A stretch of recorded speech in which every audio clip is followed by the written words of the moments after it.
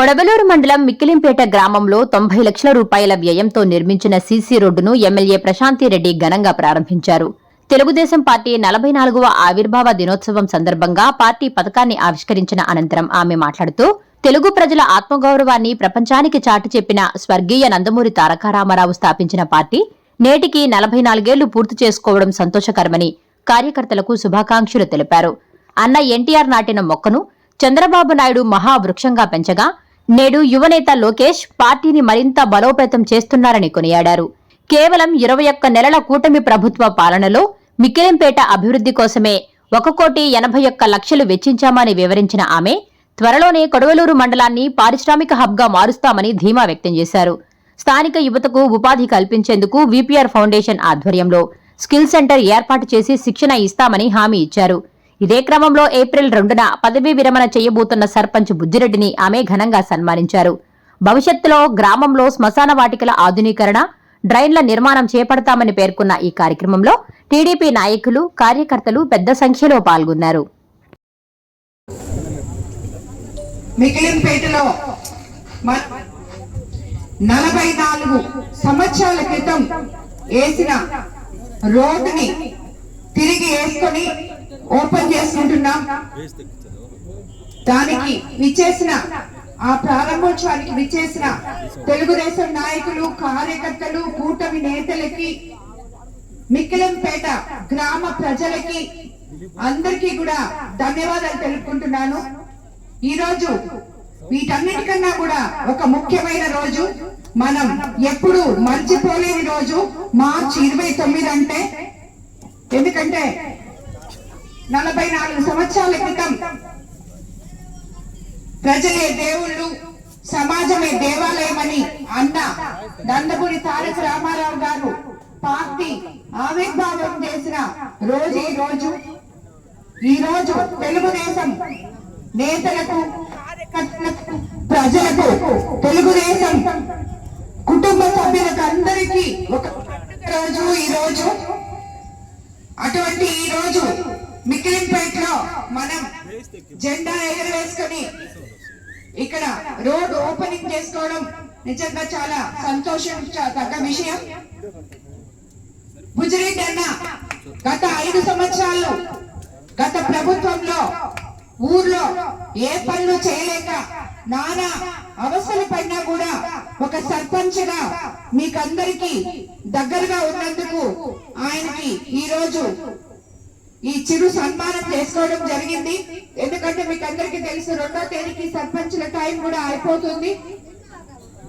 అటువంటి సందర్భంలో ఈ రోజు ఇక్కడ మనం ఈ ఓపెనింగ్ చేసుకోవడం జరిగింది. అదే విధంగా మిక్కిలింపేటలో ఈ రోజు మొత్తం మనం అధికారంలోకి వచ్చిన తర్వాత 1,81,00,000 వెచ్చించాం. ఈ ఊర్లో సీసీ రోడ్లు అయితేనేమి, కొన్ని డ్రైన్లు అయితేనేమి, హెల్త్ సెంటర్ అయితేనేమి, ఈ పెద్ద రోడ్లు అయితేనేమి, వీటన్నిటికీ కూడా మనం 1,81,00,000 వెచ్చించాము.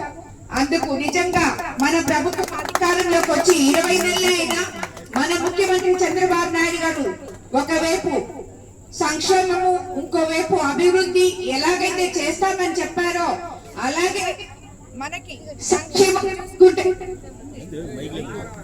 అభివృద్ధి అంటే ఒక్క మిక్కిలింపేటలోనే మన కాన్స్టిట్యున్సీలో 20 నెలల్లో 1,80,00,000 పెట్టామంటే మిగతా గ్రామాల్లో కూడా ఏ రకంగా పనిచేసామో మీకు అందరికీ తెలుసు. గ్రామాలన్నింటినీ పట్టణాలుగా తీర్చిదిద్దుతామని చెప్పి మనం చెప్పడం జరిగింది. అదే విధంగా ప్రతి పని ప్రతి గ్రామంలో చేసుకుంటూ వస్తున్నాం. ఆ రోజు ఎలక్షన్ ముందు మనం చెప్పాం, ఎక్కడ మంచినీటి కొరత ఉండదు, శ్మశానాలు బాగు చేస్తామని చెప్పి. ఈ రోజు మంచినీళ్ళ కొరత అయితే అన్ని గ్రామాల్లో తీర్చగలిగాం. శ్మశానాలు కూడా ఒకటొకటి చేసుకుంటూ వస్తున్నాం. ఇప్పుడే అన్న ఈ ఊర్లో 2 శ్మశానాలు ఉన్నాయి, ఇంకా అవి బాగు చేయలేదు అని చెప్పారు. ఇప్పుడు ఈ పనులన్నీ చేసుకున్నాం కాబట్టి నెక్స్ట్ పనులు అవి 2 బాగు చేయడమే అని చెప్పి నేను బుజ్జిరెడ్డి అన్నకి మాట ఇస్తున్నాను. అత్యంత త్వరలో 2 శ్మశానాలు కూడా ఆయన వాటిని క్లియర్ చేసి అడుగు పెట్టడానికి కూడా దారి లేకుండా ఉందన్నారు. అది క్లియర్ చేసి ఫెన్సింగ్ కూడా వేయించిస్తామని కూడా నేను ఈ సందర్భంగా మీకు అందరికీ మాట ఇస్తున్నాను. అలాగే రాబోయే రోజుల్లో ఇంకా కొన్ని డ్రైన్లు అవన్నీ ఉన్నాయి, అవి కూడా తప్పకుండా మీకు చేస్తామని చెప్పి కూడా తెలియజేసుకుంటూ ఈ కొడవలూరు మండలం రాబోయే రోజుల్లో ఎంతో ఇండస్ట్రియల్ హబ్ గా మారిపోతుందని మీకు అందరికి నేను తెలియజేసుకుంటున్నాను. ఇక్కడ ఉన్న యువతకు అందరికి ఉపాధి కల్పించే విధంగా 30 ఏళ్ల ముందు పక్కన పడివేసిన కిసాన్ సెజ్ లో కదలిక వచ్చింది. దానిలో ఫ్యాక్టరీస్ రాబోతున్నాయి. రాబోయే రోజుల్లో యువతకి అండగా నిలబడి యువతకి ఉద్యోగ అవకాశాలు కూడా మెండుగా ఉంటాయి. మన ముఖ్యమంత్రి చంద్రబాబు నాయుడు గారు ఏవైతే చెప్పారో అవన్నీ తప్పకుండా చేస్తున్నారు, మీరు కూడా చూస్తున్నారు.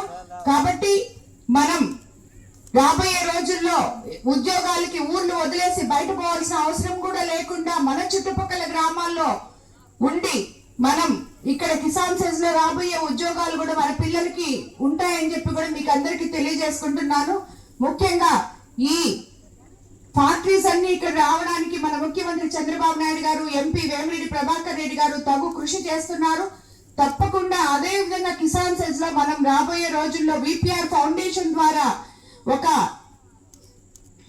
మనకి స్కిల్ డెవలప్మెంట్ సెంటర్ కూడా పెట్టబోతున్నాం. అక్కడ చదువుకున్న పిల్లలకి ఏ ఏ ఉద్యోగాలకి అర్హత ఉంటుందో, ఆ ఫ్యాక్టరీస్ లో ఏ ఏ ఉద్యోగాలు కావాలో వాళ్ళ చేత ట్రైనింగ్ ఇప్పించి అక్కడ ఉద్యోగాల ప్లేస్మెంట్ కూడా చేపిస్తామని కూడా మీకు అందరికీ మేము మాటిస్తున్నాం.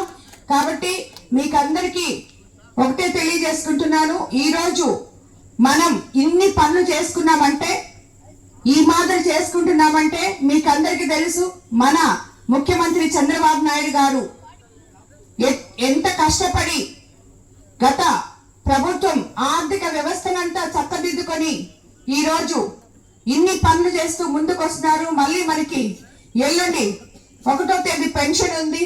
మీకు అందరికీ తెలుసు, ఇప్పటి వరకు 21 నెలల్లో ఏ రోజు కూడా 1వ తేదీ హాలిడే వస్తే 31వ తేదీ పెన్షన్ ఇచ్చుకున్నాం. ఈ రకంగా ప్రతి ఒక్కటి కూడా మనం ఇచ్చిన మాట నిలబెట్టుకుంటూ ముందుకెళ్తున్నాం. అటువంటి గొప్ప ప్రభుత్వం మనది, పేదల ప్రభుత్వం, మంచి ప్రభుత్వం, పేదలకి అండగా ఉండే ప్రభుత్వం ఈ ప్రభుత్వం.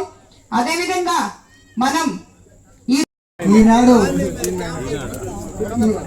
రోడ్డు ఓపెనింగ్ కి ఇచ్చేసినటువంటి గౌరవనీయులు శాసనసభ్యులు మరియు టీడీపీ బోర్డు మెంబరు గారైనటువంటి వేమిరెడ్డి ప్రశాంత్ రెడ్డి గారికి, వివిధ ఎంఆర్ఓ గారికి, ఎండిఓ గారికి, వివిధ గ్రామాల నుండి ఇచ్చేసినటువంటి ప్రజాప్రతినిధులకు, పత్రికా విలేకరులకు, మా గ్రామ నాయకులకు, గ్రామ ప్రజలకు నా హృదయపూర్వక నమస్కారాలు. మన ఎమ్మెల్యే గారు మొట్టమొదట మా గ్రామానికి వచ్చినప్పుడు మొట్టమొదటి కోరిక కోరినాం, ఏంటంటే రోడ్డు నుంచి లైట్ ఎంచమని కోరినారు మా గ్రామస్తులు. కానీ అంతకుముందు 5 లక్షల రూపాయలు ఇచ్చింది, సీసీ రోడ్లు వేసుకున్నాము. ఇది కొంత లేట్ అయింది. కానీ మేము పోయినప్పుడల్లా అమ్మ మాకు రోడ్డు అంటున్నది ప్రతి తప్ప. కానీ ఆఖరిలో పండగకి మీరు మీ ఊరికి రోడ్డు ఇస్తాను, నాది జవాబు, లేకపోతే శ్రీహారెడ్డి గారిని నువ్వైనా వేయాలని చెప్పింది. అదే ప్రకారం మనకు గ్రామానికి పండగ లోపల 90 లక్షలకు మరియు హెల్త్ క్లినిక్కి 36 లక్షలు మంజూరు చేసిన ఘనత వేమిరెడ్డి ప్రశాంత్ రెడ్డి గారిని మా గ్రామ ప్రజల తరఫున నేను ఆమెకి ధన్యవాదాలు తెలుపుకుంటున్నాను. ముఖ్యంగా మా గ్రామానికి డ్రైనేజ్ కొరత పూర్తిగా ఉంది ఇప్పటికి కాదు. కానీ మా గ్రామంలో 2 శ్మశానాలు ఉన్నాయి.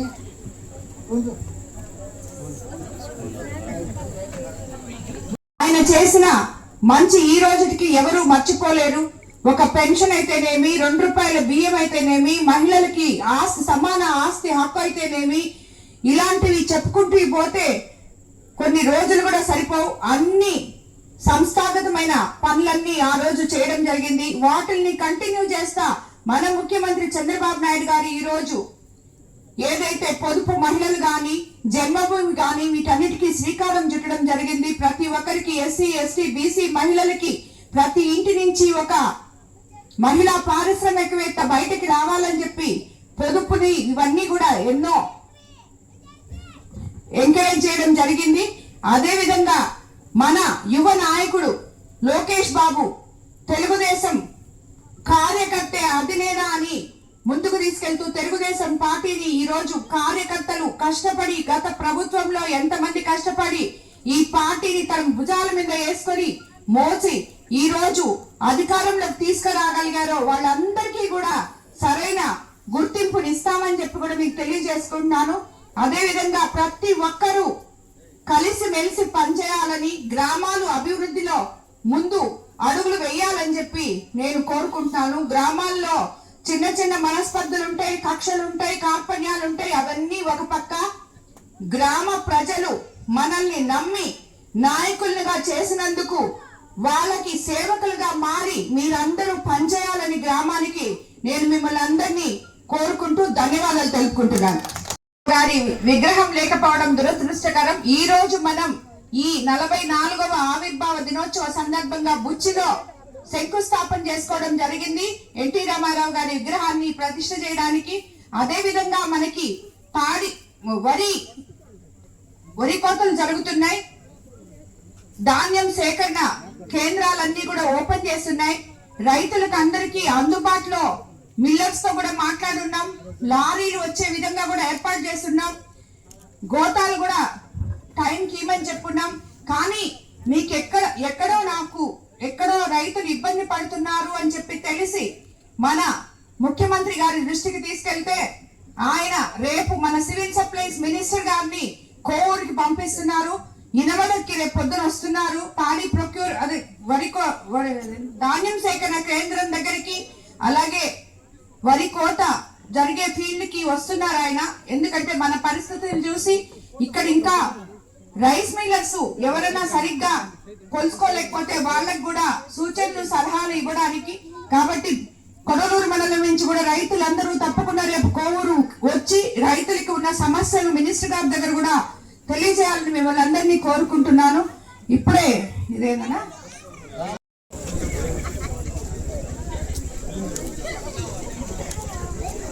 జోహార్ అంబేద్కర్, జోహార్ అంబేద్కర్, జోహార్ డాక్టర్ బాబాసాహెబ్ అంబేద్కర్, జోహార్ డాక్టర్ బాబాసాహెబ్ అంబేద్కర్. సాధిస్తాం అంబేద్కర్ ఆశయాలను, సాధిస్తాం అంబేద్కర్ ఆశయాలను. Please subscribe SS News AP.